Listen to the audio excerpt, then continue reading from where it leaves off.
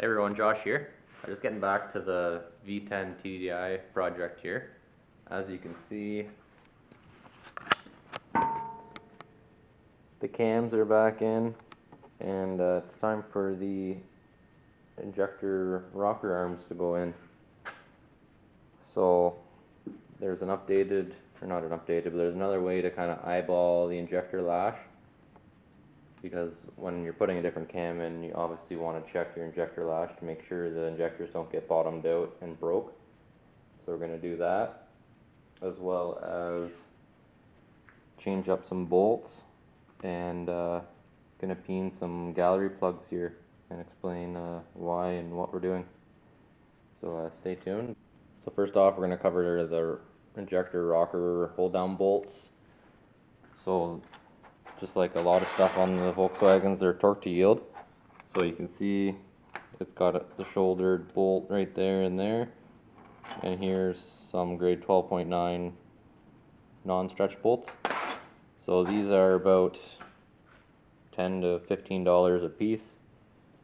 And you need 2, 4, 6, 8, 10 per bank. So that's 20 bolts in total. So bolts start adding up, where you can get a pack of, I don't even know, 100 of these for 15 bucks.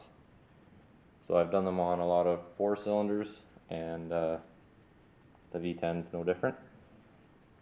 This one is the bank number 2 rear, and this one's the bank number 1 front, and it's actually identical to the one of them on the 4 cylinder.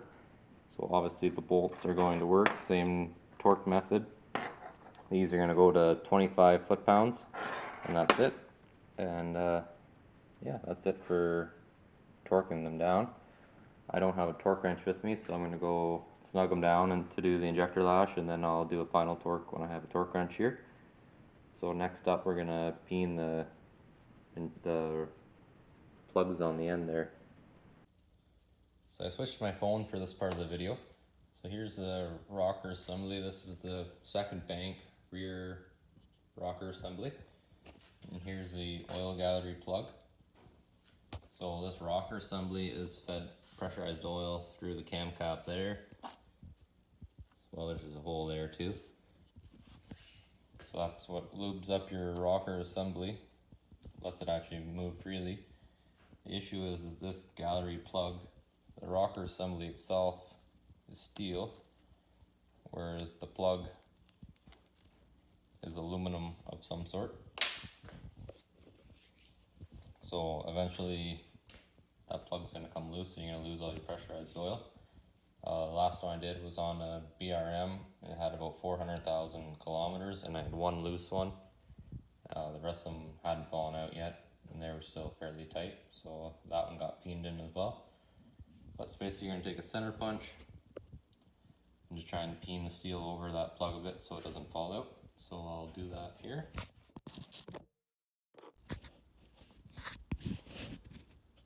So there's the quick peening of it. You don't want to poke a hole through it like I almost did there, but that should stop the plug from coming out. So you want to do that for every plug. There's 2 on each, like one there, one on the other side, and then do it for all of your assemblies. One thing, if that plug falls out, you can use is your stretch bolt from your cam caps. They actually fit in there nicely, and then same thing, peen it over so it stays in, and that should keep the oil where it needs to be.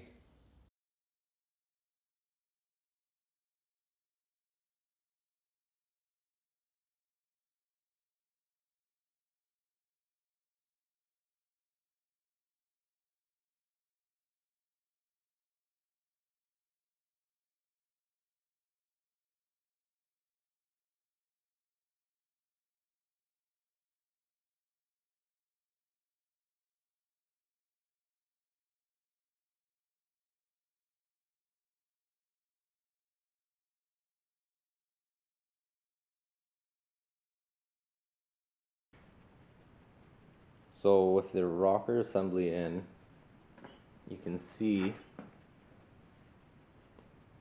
the fourth one in, so cylinder 4 is the lowest.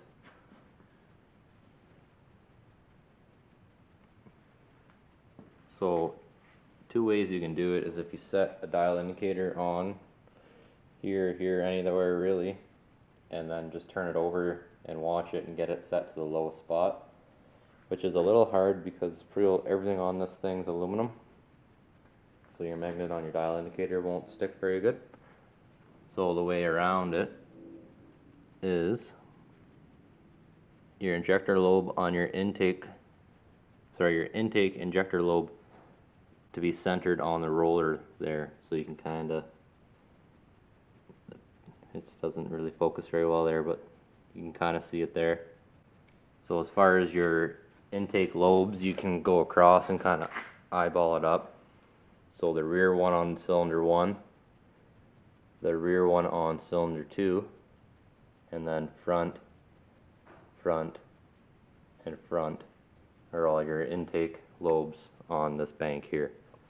You can kind of eyeball it like your exhaust lines up with that pretty nicely, and that your intake there lines up with your intake hole. So we'll do the procedure here now and get it set. So bank 2 numbering is a little different. So you can see the intake setup's a little different. So intake lobes are rear for number 1, rear for number 2, again rear for number 3, and that switches your front for number 4 and front for number 5, or I guess that'd be 6 through 10. So we'll do this side yet, and then it should be good.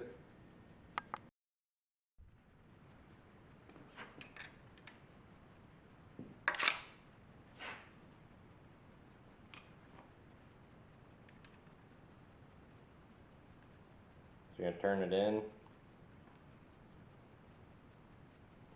until you feel it get tight, and then just back it out 180, and then just tighten up your jam nut,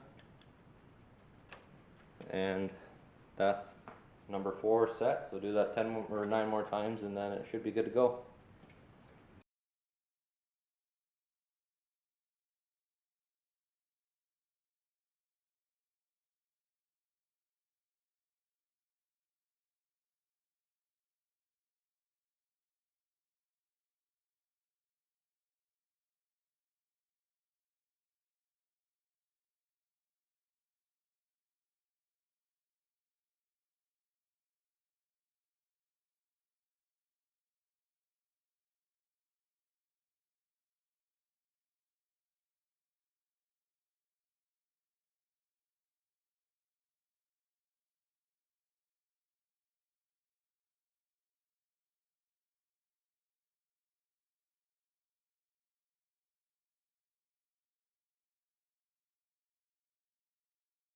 So that's all there is to it.